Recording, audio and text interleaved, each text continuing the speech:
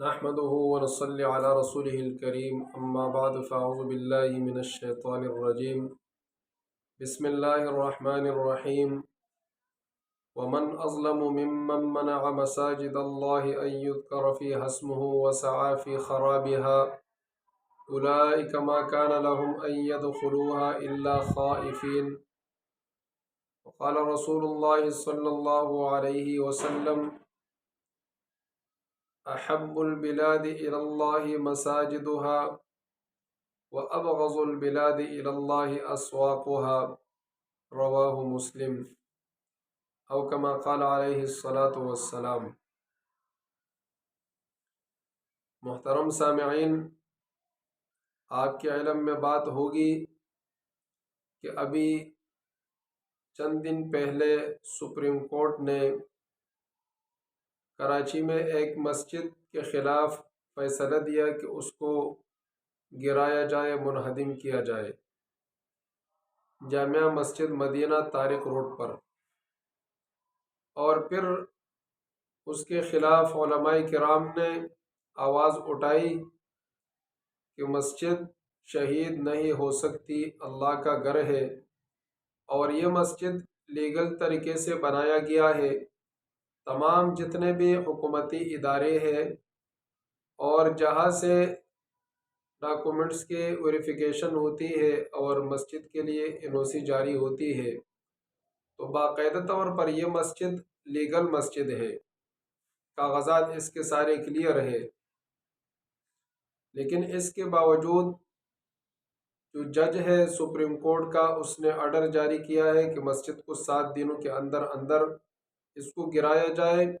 اور اس مسجد کی جگہ پر پارک کو بنایا جائے.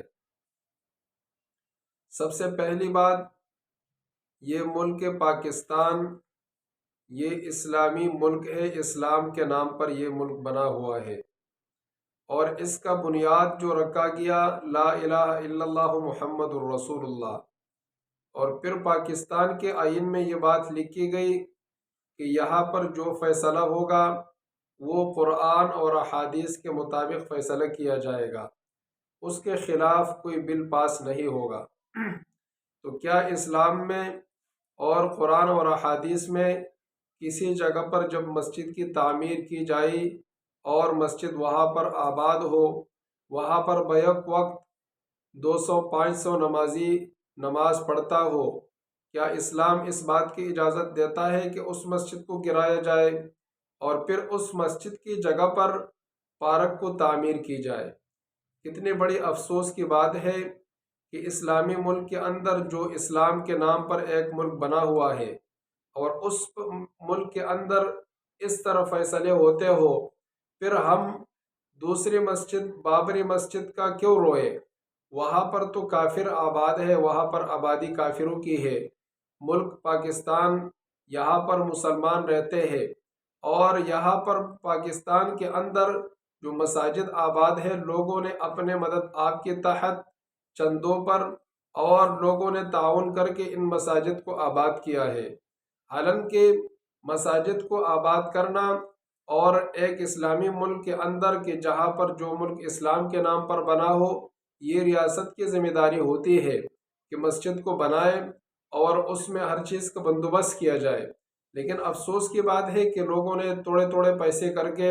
اور اپنے لیے آخرت کا ذریعہ اور وہ سمجھ کر یہ سارے ثواب کے لیے مسجد لوگوں نے تیار کیا، کتنے محنت سے کروڑوں پیسے اس پر لگے،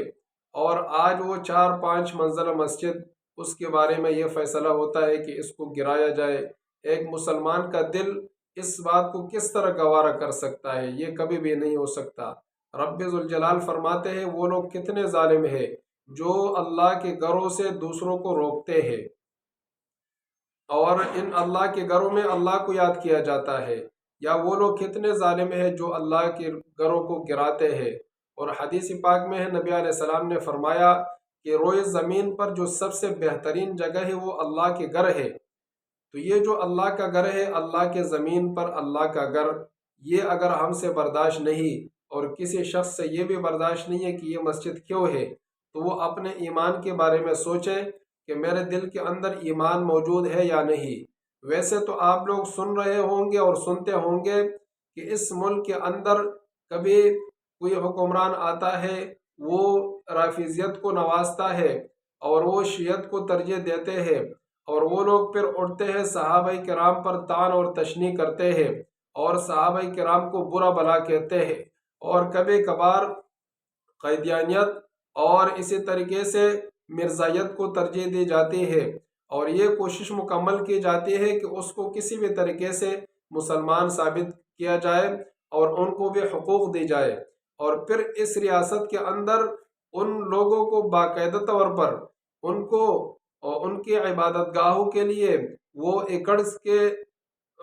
مد میں اور بڑے بڑے زمینیں ان کو دی جاتی ہے کہ اس پر آپ اپنے لیے